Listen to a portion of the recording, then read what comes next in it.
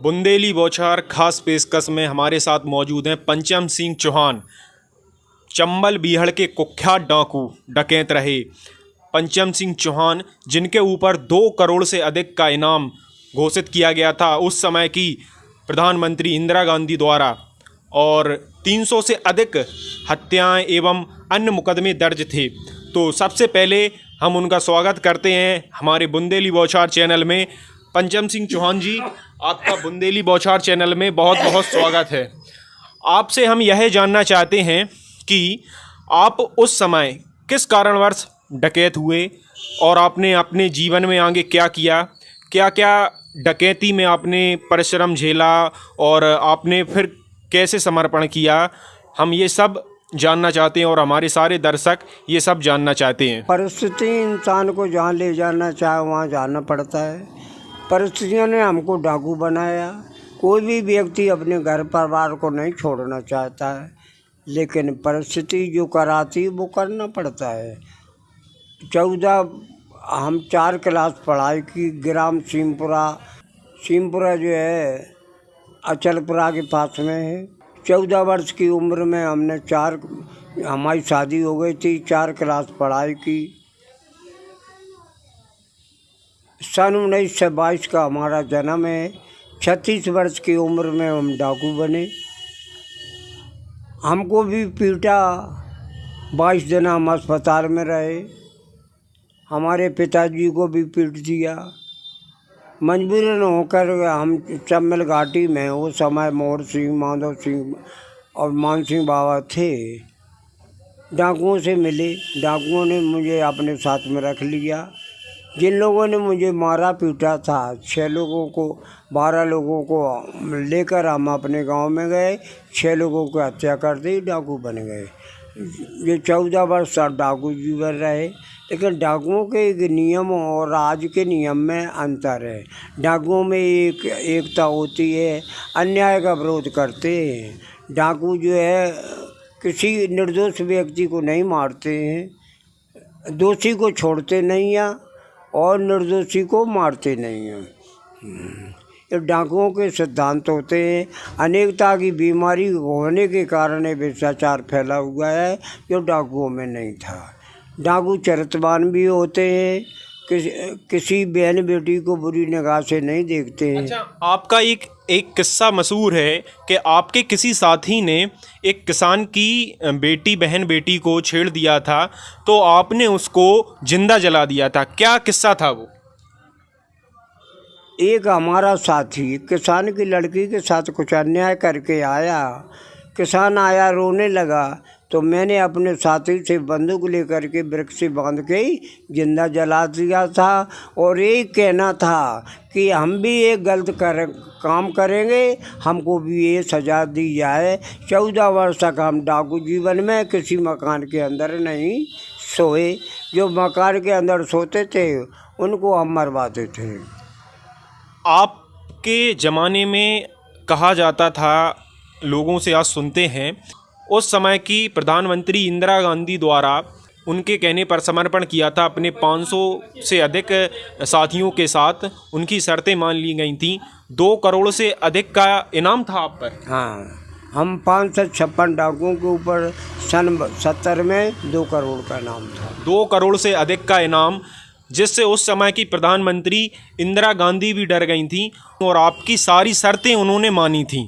क्या पूरा वाकया था, बताइए। डाकू जीवन में एक तो एकता थी, दूसरी बात डाकुओं का प्रशासन था। उत्तर प्रदेश, मध्य प्रदेश, राजस्थान में सरकार भी हम ही बनाते थे।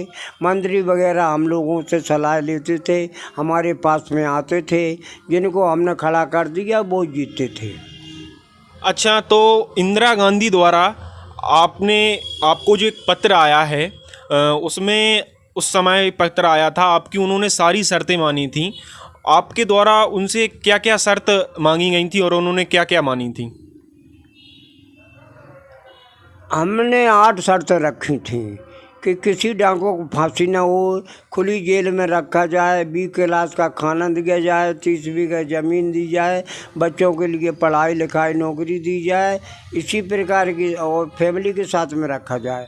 तो खुली जेल मंगौली हमको बनवाई गई, वहाँ हम रहे मैं परिवार के, और इसी प्रकार की सुविधा उनको दी जाए। जो मेरे सताए हुए लोग हैं उनको भी ज़मीनें दी गई और उनको भी नौकरी दी गई।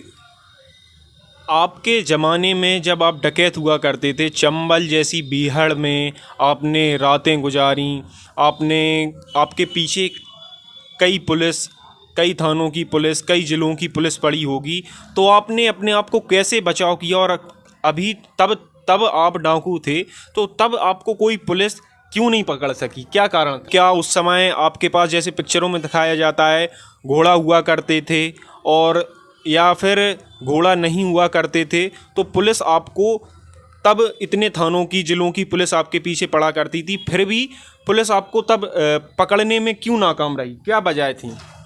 हमारे पास अच्छे हथियार थे, गोली चलती थी, सैकड़ों बार गोली चली, पुलिस के भी मरे, हमारे साथी भी मरे, लेकिन हम लोग जो है मुखबर को मारते थे। उस समय मुखबर नहीं थे। अच्छा, उस समय मुखबरी नहीं होती थी, तो ये हथियार आप जो बता रहे हैं, आपके पास अच्छे हथियार थे, ऑटोमेटिक हथियार थे, ये सारे हथियार आते कहाँ से थे तब? ये हथियार तो जो है नेता लोग हमसे मिलते थे, बड़े बड़े नेता, ये नेताओं के द्वारा सब आते थे। पैसा हो तो यहाँ मंगा दो, हाँ, सब पैसा का, सब पैसे का खेल था। अच्छा, तो तब सरकार आपसे बातचीत नहीं करना चाहती थी कि क्या कारण थे, या आपके द्वारा ही बातचीत रखी गई सरकार से? नहीं, हमने इंदिरा गांधी को लेटर रखा था कि आपकी सरकार बड़ी है, तो इंदिरा गांधी ने जो सारी जो है हेलीकॉप्टर के द्वारा सब कुछ कराया, लेकिन नहीं, जब नहीं काबू में आए तब जयप्रकाश को भेजा कि डाकुओं के पास में जाओ, जो मांगेंगे सो हम देंगे। हमने 8 शर्तें रखी, इंदिरा गांधी ने हमारी 8 शर्तों को मंजूर किया। हम शर्तों के आधार पर हम 556 डाकुओं ने समर्पण किया था सन 72 में। आपकी अभी क्या आयु है? और आप जैसा अभी दिख रहे हैं, इतनी महामारी फैल चुकी हैं, सब फैल चुकी हैं, तब भी आप निरोगी हैं, कोई रोग नहीं है।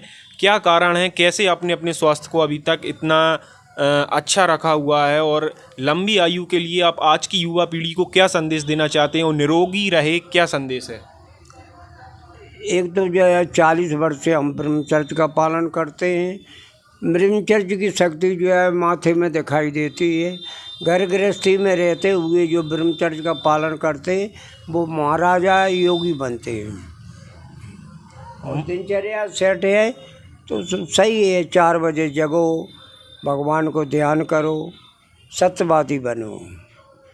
प्रधानमंत्री नरेंद्र मोदी जी से आप क्या कहना चाहते हैं इस समय? उनका काम आपको कैसा लगा है उस समय की अपेक्षा? इस समय आप उनके लिए क्या संदेश देना चाहते हैं? नरेंद्र मोदी अच्छा काम कर रहे हैं, योगी है। नरेंद्र जी के हम काम से प्रभावित थे।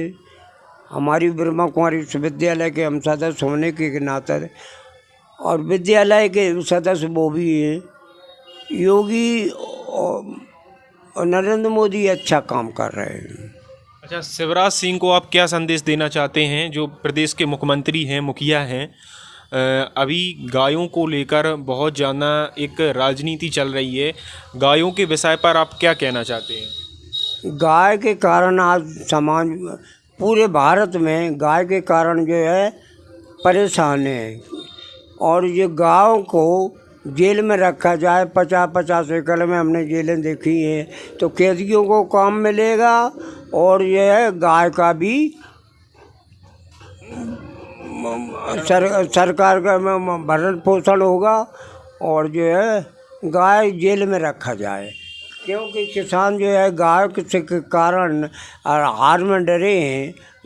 गाय की हत्या भी ठीक नहीं, हाँ, गाय का पालन जो है जेल में ही रखा जाए। क्या पिक्चरों में दिखाते हैं उस समय के डकैतों के पास घोड़े हुआ करते थे, उनकी ड्रेस हुआ करती थी, अमीरों से लूटकर गरीबों में दान दिया करते थे, शादी कराया करते थे, और जमींदार हैं जो गलत लोग होते थे उनको ही वो दंडित करते थे, क्या ये सही बात है? देखो, गरीब की मदद करते थे, अमीरों से लेके गरीबों की शादी करना, मंदिर बनवाना, स्कूल खोलना हम लोगों का काम था। तो हमारे साथ उस समय के प्रख्यात डकैत पंचम सिंह चौहान, जो बुंदेली बौछार के लाइव चैनल में अभी आपने देखा और उनको सुना, उन्होंने बताया कि युवाओं को सुबह जल्दी उठना चाहिए और भगवान का भजन पूजन करना चाहिए और अपने काम पर ध्यान देना चाहिए और सत्यता के साथ रहना चाहिए। हमारे साथ उस समय के कुख्यात डाकू पंचम सिंह चौहान का एक एक्सक्लूसिव इंटरव्यू बुंदेली बौछार पर। बुंदेलखंडी व्यंजनों को पारंपरिक तरीके से परोसने का अद्भुत प्रयास। गौ कृपा बुंदेली भोजनालय, कलेऊ से ब्यारी तक। पता NH 44, टेकरी पॉलिटेक्निक के समीप, हाईवे तालबेर, जिला ललितपुर। Phone number 7897809210।